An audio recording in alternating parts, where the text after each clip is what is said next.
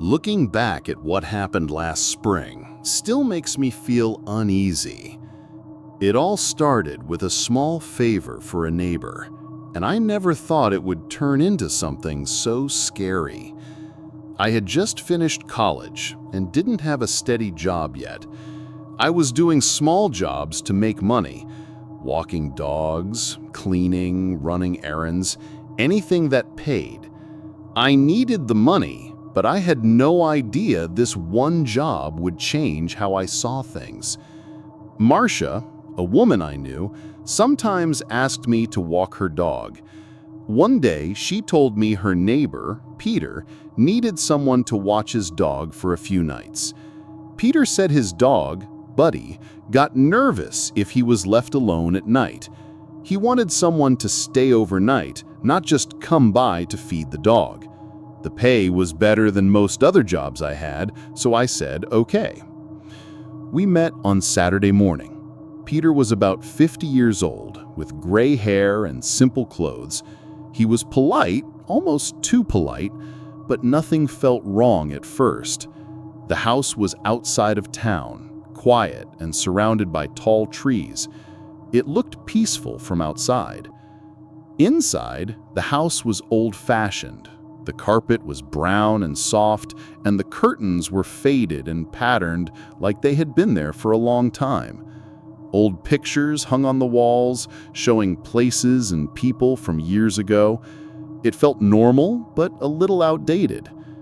Peter explained everything about Buddy's care: when to feed him, when to take him outside, and which snacks I could have. He showed me the spare bedroom where I would sleep. It was next to the kitchen. He told me to treat the house like it was mine while he was gone. The first 2 nights went fine. I got used to the routine, hanging out with Buddy, watching TV, taking him for walks, and then sleeping with him by my feet. Buddy was calm, and things felt normal. But the 3rd night was different. I was sitting on the bed, looking at my phone, when something caught my eye across the room. There was a new digital clock on the dresser next to the lamp. It was simple and black, with bright green numbers. It looked too new compared to everything else in the room. I don't know why I looked at it so closely. Maybe the light on it looked strange, or maybe it was clean while everything else was dusty. I went closer and saw a tiny round hole above the numbers. It was small and dark, like a camera lens.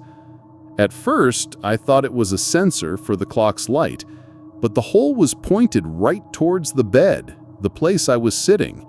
My heart started beating fast. I remembered stories about hidden cameras in clocks and other devices. I picked up the clock, and it was heavier than I thought.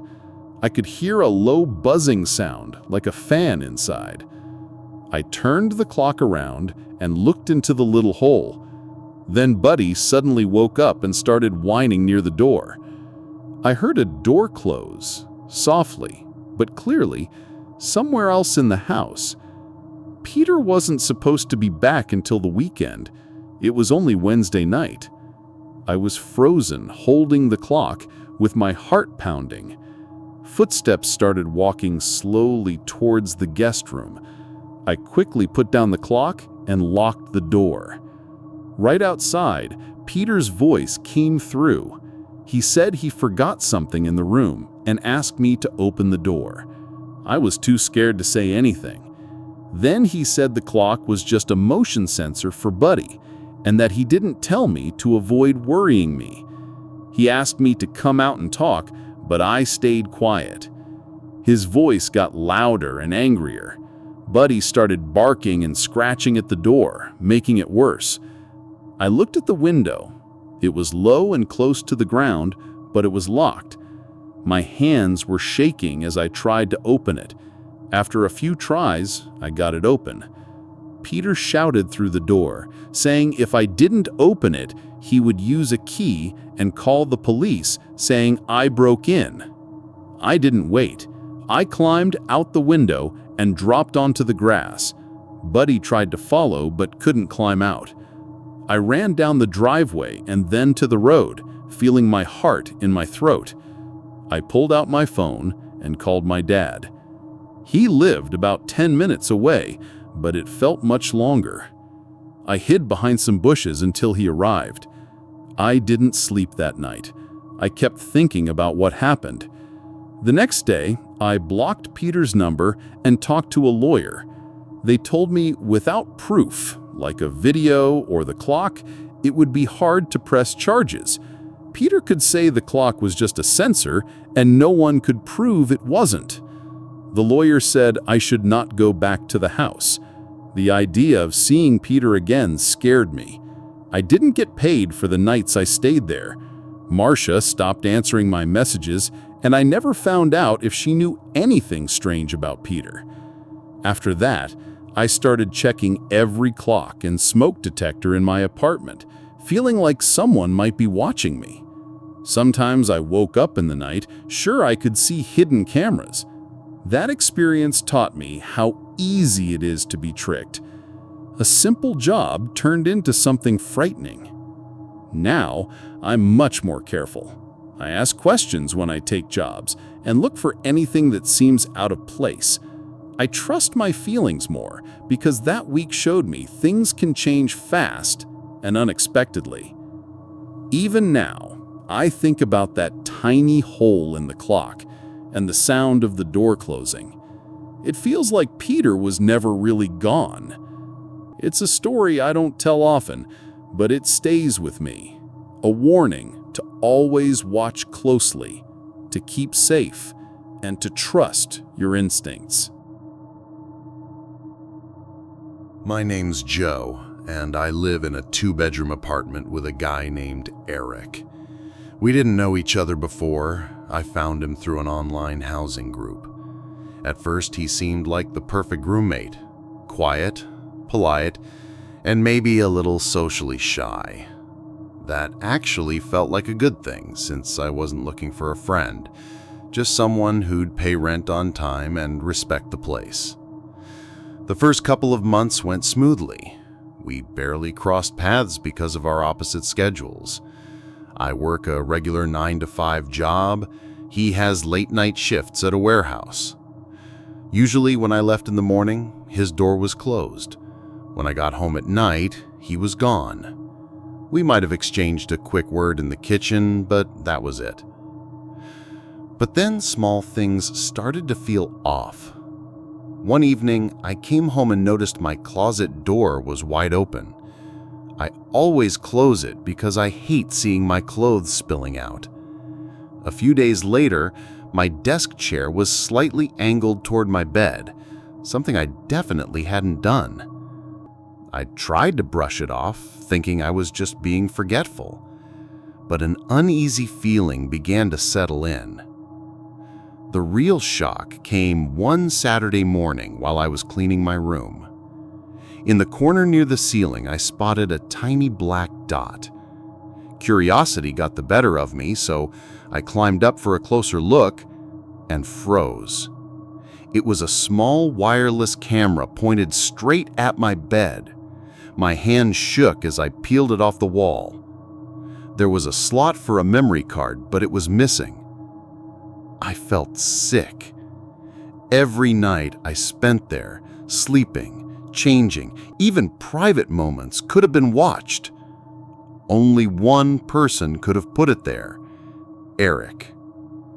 At that moment, he wasn't home. His door was closed and the apartment was silent. My heart was pounding as I stared at his room, unsure whether to open the door. Against my better judgment, I did. The air inside was stale, like old food and dirty clothes. The blinds were drawn, his bed was a mess, and his desk was cluttered with unopened mail. It was disorganized, but I saw nothing suspicious. No cameras or odd devices. I shut the door but couldn't shake my worry. That's when I decided to test him. I hid the camera in my nightstand, buried under socks. Simple plan. If he looked for it, I'd know. For 2 nights, nothing happened. But on the 3rd night, Around 3 a.m., I woke to the soft noise of wood scraping against wood, the drawer sliding open. I barely opened my eyes and pretended to sleep. Through the faint light from the blinds, I saw a shadow hunched over my nightstand. It was Eric. He was searching through the exact spot I'd hidden the camera. My chest tightened and my heart raced so loud I was sure he could hear it. Then he stopped and turned to me. For a moment I thought maybe he wasn't sure if I was awake. Then he whispered, "I know you're awake." A shiver ran through me. He asked where the camera was. That's when my anger broke through my fear. I sat up and demanded to know why he'd put a camera in my room. His excuse was that he thought I was stealing from him. That made no sense. The camera was aimed at my bed, not where I keep my things. I told him flat out how disgusting it was, one of the creepiest things I'd ever seen. He said he just wanted proof, but I wasn't buying it. My voice shook as I told him I'd go to the landlord, maybe even call the police. I yanked open the drawer, grabbed the camera, and held it up. Proof. Eric's eyes fixed on it as I stormed into the kitchen and threw it in the trash. I told him he'd never get it back. He stood in the hallway, fists clenched, staring blankly. Then, without a word, he walked back to his room. I didn't sleep that night. I sat in the living room with the TV on, every sound making me jump. When the sun finally rose, I checked the trash, and the camera was gone. That happened a week ago. I told the landlord, but nothing's changed. Eric still lives here. We don't speak, but every time our paths cross, the way he looks at me makes my skin crawl, like he's waiting for something. I still don't know why he planted that camera. His excuse was a lie. What he wanted to capture or what he planned to do with it, I don't want to imagine. Last night, I lay awake listening. I swear I heard footsteps in the hallway, slow steps that stopped right outside my bedroom door. For minutes, there was silence, except for the soft creak of the floor under his weight. He was standing there, waiting. I'm planning to move out soon. I'm also trying to find out if I can press charges, though I have no solid proof. No videos, messages, or anything. For now, I lock my door tight and hope he doesn't come back in. But every night when I close my eyes, I can't shake this fear. What if there are more cameras I haven't found yet? Booking that Airbnb in late September seemed like the perfect plan. My girlfriend Emma and I were planning a short trip to visit her sister who lived in a small town about 3 hours away. We wanted a place just close enough, not too expensive but comfortable enough for a few nights. When I saw the photos of the rental, it looked warm and inviting. The house was an old 2-story with a porch that wrapped around the front. The pictures showed lamps glowing softly in the living room and shiny hardwood floors that felt like they belonged in a storybook. It seemed cozy, almost like a home rather than just a rental. The listing included one bit of a warning. The basement storage room was off limits. At first, that didn't bother me. Many rentals have parts locked off, areas the owners keep private. It's normal. But when Emma and I arrived just before sunset, there was something about the house that didn't sit right. The house looked more worn than the pictures showed. Standing alone with tall, dark trees surrounding it and only one other house far away in the distance, it gave off a strange vibe. It was quiet, almost too quiet. Our host, Alan, was waiting on the porch. He was tall but slightly hunched, probably in his late 50s.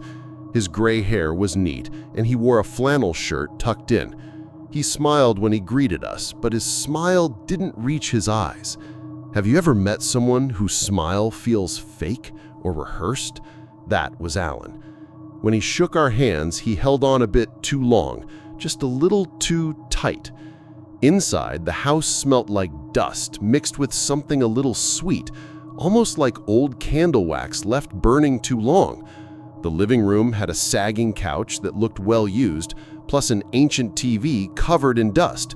Upstairs, there was only one bedroom, with a large bed under a ceiling fan and a small dresser. Then Alan showed us the basement door. It was locked with a big padlock that looked heavy and old. His tone changed when he said, "This door stays locked. Don't go down there." It wasn't a friendly request, it was an order. No smile, no kindness, just firm words. Then he left through the front door, and we were left alone with a silence that felt strange and heavy. That first night, Emma and I sat on the porch with the sounds of crickets filling the air. When we went inside and went to bed, the quiet was almost too much. No cars driving by, no neighbors talking, only the slow creaking sounds the house made as it settled. Somewhere after midnight, I thought I heard a soft thud below us. It was quick, almost like something dropping. I told myself it was just the house and tried not to worry. But the next night, things were different. Around 2 a.m., I was coming back to bed from the bathroom when I stopped in my tracks on the stairs. Below came the sound of something heavy being dragged across the floor. It was slow, scraping, then stopped, then dragged again. My first thought was maybe Alan came back early, but I remembered he'd said he wouldn't be around. I whispered to Emma, and she said she heard it too. We both lay awake, staring at the ceiling, ears straining for the noise to start again. The third night pushed us further. Around 2:30 a.m., the dragging noises turned into footsteps, slow footsteps, 4 or 5 of them, then silence, and then more steps. Emma whispered that she could hear breathing between the steps. The air in the room felt heavy, like the house itself was holding its breath. I couldn't relax. When morning finally came, I went to check the basement door. It was locked as before, but leaning closer, I smelled a sour, damp smell slipping through the small cracks, a smell like old wet earth or mold. That night, the noises started earlier and stayed longer, metallic tapping and footsteps pacing back and forth for nearly an hour. Emma barely spoke to me at all. She was pale and distant, and I could tell she was scared. The fourth night broke us. Emma stopped brushing her hair and asked me if the smoke detector above our bed looked strange. I climbed up to check. When I looked closely, my stomach sunk. In the middle of the smoke detector was a tiny black dot that looked very out of place. I unscrewed the smoke detector slowly and saw a small camera inside, its little red light blinking faintly. That wasn't all. Another lens was poking out from the wall near the dresser, also pointing right at the bed. That was it for us. We packed our bags as quickly as we could, not saying a word. We left the house immediately. At the nearest gas station, we made a call to the police. 2 officers came with us to the house. They searched the place and found hidden cameras and recording equipment tucked away in different spots. When they got to the basement door, we froze. The heavy padlock was gone. The door was wide open. The officers were the first to go down into the dark basement. After a few moments, we heard shouting and noises moving around. Then one of the officers called us down. What we saw made my blood turn cold. Alan was hiding in a closet in the basement, surrounded by video monitors and equipment. He was watching the feeds from those cameras. They arrested him on the spot. He was charged with trespassing and invasion of privacy. Emma and I never had to testify in court. We just gave statements to the police. The rental company offered us a voucher, probably to keep everything quiet. No voucher, though, can erase the horror of what happened. Even now, I can't go into any rental without scanning ceilings, mirrors, and smoke detectors for tiny cameras. I still remember lying awake in that silent house at night, hearing footsteps down in the basement, wondering who or what was really hiding there. Would you be able to sleep after something like that?